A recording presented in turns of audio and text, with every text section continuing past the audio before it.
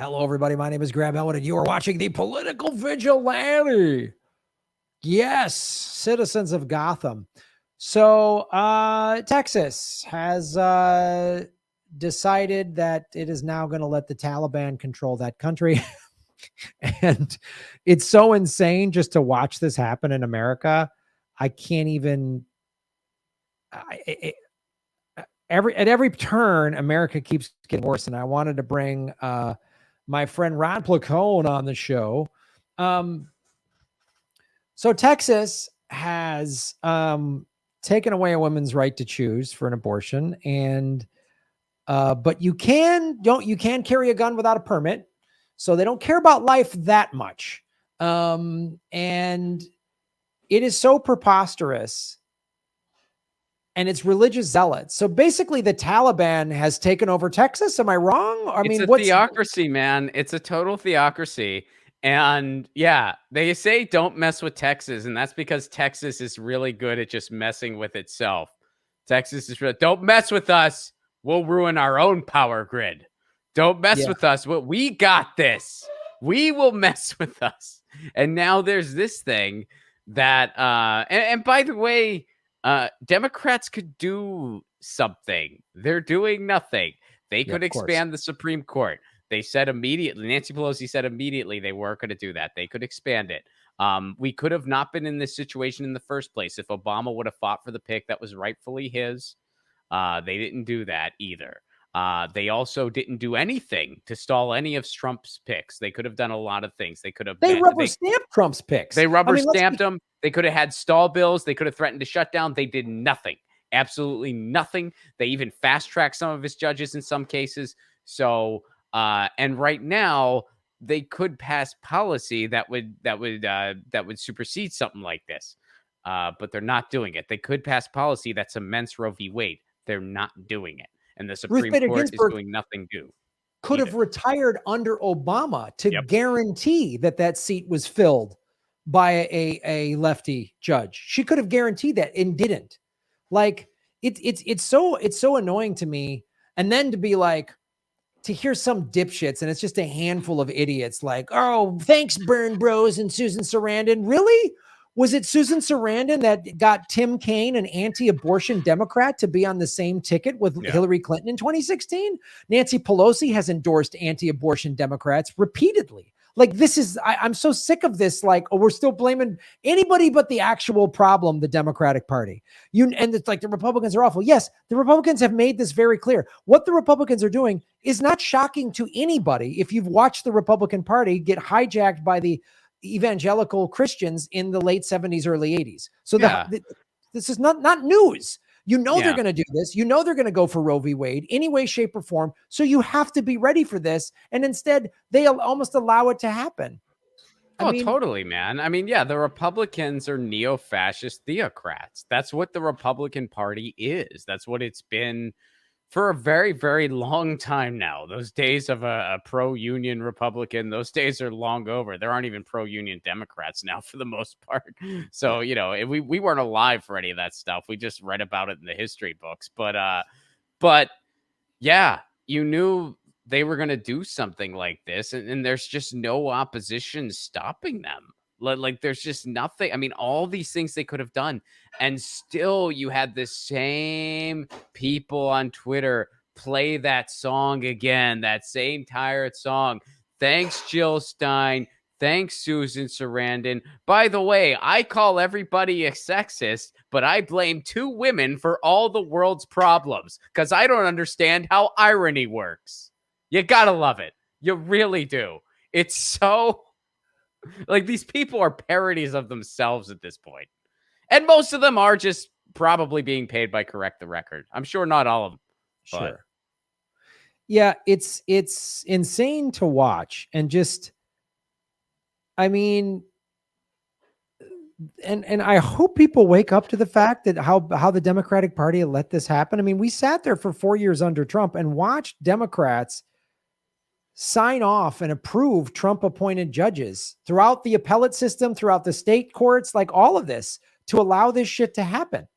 And it's like, and then we just got to, and then we're still playing this, oh, the big bad Republicans. And if it wasn't for Jill Stein and you burn bros, like, shut up. The Democrats are that when Hillary appointed Tim Kaine, you call yourself a feminist and pro-choice. You're deluding yourself. That was the worst pick I've ever seen for a VP. I mean, that was horrible. I mean, and yeah, he couldn't even beat Mike Pence in a debate. How do you not beat Mike Pence in a debate? Like, he was the worst. Yeah, he was arguably the worst VP pick in the history of American politics. And there's a lot. I mean, I would say he's worse than Kamala. Well, yeah, Kamala at least Kamala can at least speak. She can speak and she can say the right things, even though her actions are different than totally. what she says. You know, she says, oh, I'm going to do this and fight for Black people's rights, even though anyone that's paid attention knows she's put more Black people behind bars than just about anybody other than Joe Biden and Bill Clinton. So it's like Tim Kaine was like useless. I mean, not even. Who was he? And then he was an anti-abortion Democrat. Like, that's why many of us didn't vote for Hillary, because I'm like, I'm pro-choice in addition to being anti-war and pro-labor. So I'm not voting for you. They put him in there because they thought he would give her Virginia, and they thought that was going to be a big decider, because they slept on Michigan, Wisconsin, Pennsylvania. They thought those were shoo-ins. So they were like, Ohio, Virginia, so they picked him because of Virginia. She got Virginia by the skin of her teeth. And I think like one of the only reasons she got it was because of Gary Johnson, even because he did kind of okay in Virginia. And chances are, if people didn't vote for Gary Johnson, they likely would have voted Trump. So Tim Kaine was the most useless VP pick maybe ever. I mean, if there's been a more useless one, I don't know about it. It's pretty awful. But and so now I'd like to see like how Texas is going to deal with this. Now I've seen, this is another thing, these little digital revolutionary acts always kind of give me hope. So a bunch of people decided that phone where you can rat out people that get abortions, they crashed it. They crashed the website. They crashed it. And I love that. And I love seeing people just going, we're going to keep crashing. They sent photos of like, you know, birds pushing their eggs out of a nest going, oh, she's a murderer. And shit like that's funny because it's also hilarious. But what did the citizens of Texas do? Like, and what do the rest of Americans do that see what happened? And like, how does it, and Texas, by the way, right now is overrun with COVID patients, of course. Unvaccinated people are filling up their hospitals. And this is the thing everybody seems to miss. The hospital beds are taken. So actually a military veteran who was 45 years old, about 45 or 46, had gallstones, which is a very routine surgery to take place, provided there's a surgeon available. There wasn't, the guy died.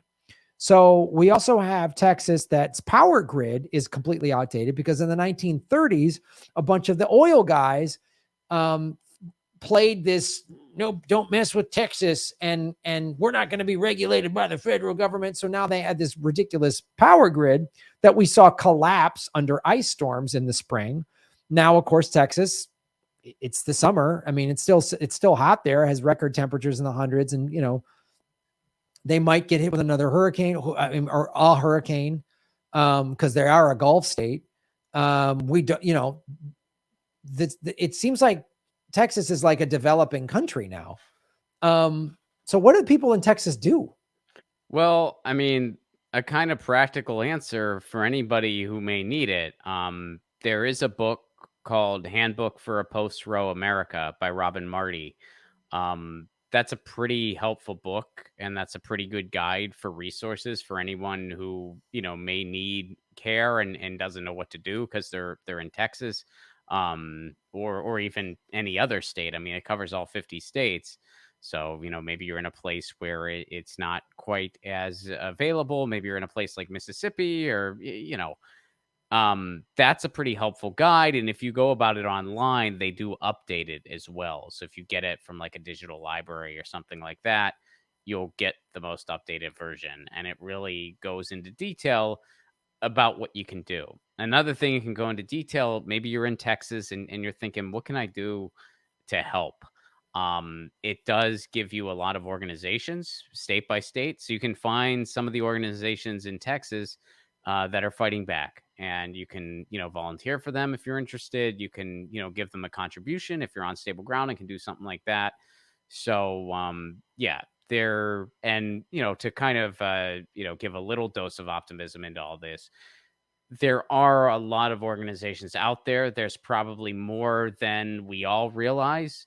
Um, and, you know, that can go a long way. And hopefully, they're really going to get a huge amount of support right now in Texas, because people are hurting, and it's a very, very terrible thing that is happening. And it's very, I can only imagine the fear that some people have right now. And my heart goes out to them. And you know don't say things like just move, because that's a pretty douchey privileged thing to say. Like a lot of people, they don't have that option, or it's their home and they don't want to move. Maybe they want to stay and fight to make their home better. I think all Americans can relate to that to an extent right now. I think a lot of us kind of want to stay and fight to make, even though a few minutes ago I just talked about a scenario in which I would leave, but still, a lot of us still don't want to give up yet, and we do want to fight to make our home better. But so yeah, don't do things like that. Don't tell people to move. If you have the resources to move and you want to, well, by all means, go for it. It's your life. You only live once. If you're thinking, I kind of want to get out of Texas and I am able to do it, hey, now's the time to roll the dice in life. There's not much you could lose right now in many ways. If you got the resources to safely move, that is. So, go for it if that's what you want to do. But yeah, I mean, that I would say, like, there are resources out there. There are groups out there. And if you are in a situation where you need support, you should start there.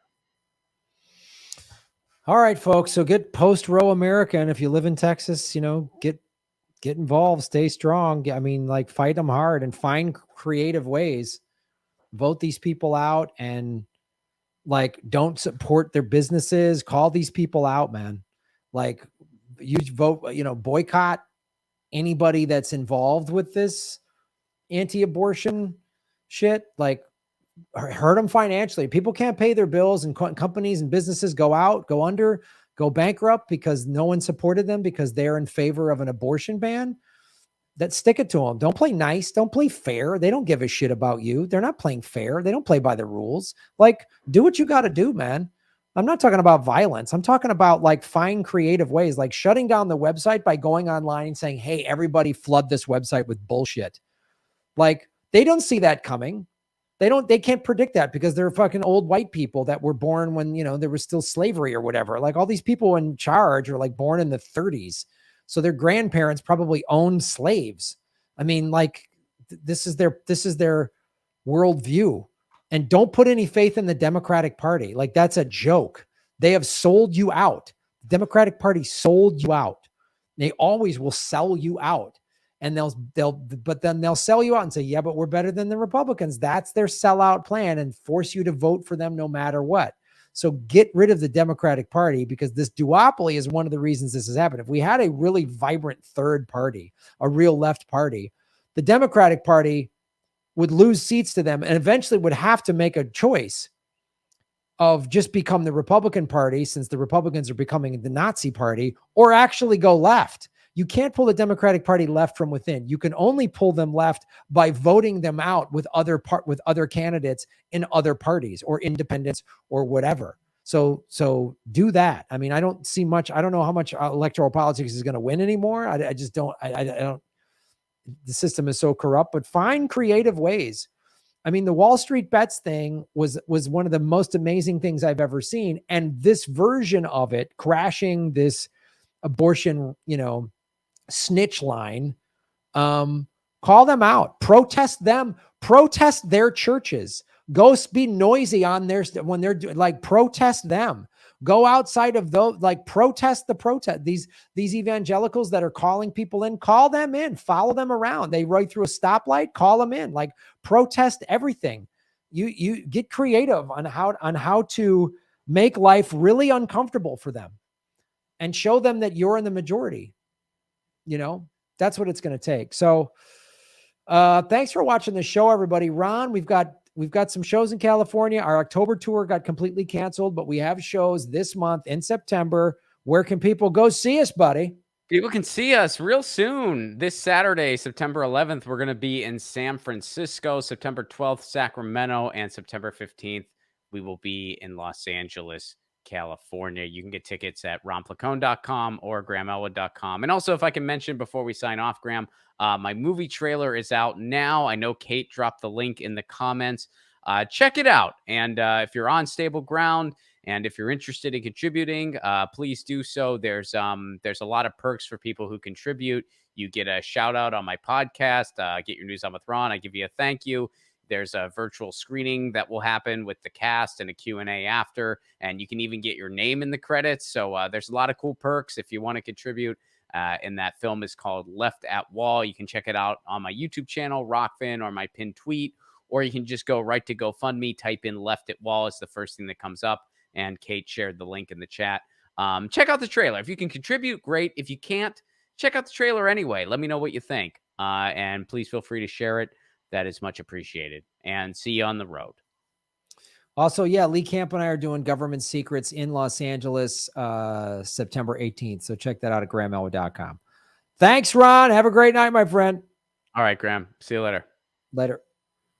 Hey, everybody. Ron Placone and I had to cancel all of our October tour dates because of COVID, the Delta variant, all that. But we still have shows in California. Ron and I are doing San Francisco, September 11th, Sacramento, September 12th, Burbank, September 15th, and Lee Camp and I are doing live Government Secrets, September 18th in Los Angeles. All those tour dates are at grahamelwood.com. All of the venues are requiring proof of vaccination. Dynasty Typewriter on the 18th is also saying you can do negative COVID tests, but check with the venues for what their policies are. I have no control over those policies. Go to grahamelwood.com. Sorry we can't come. This sucks. We'll be back hopefully next year. But if you're in California or want to make the trip, come out to these shows. These are probably the only shows we're going to do this year. Thank you.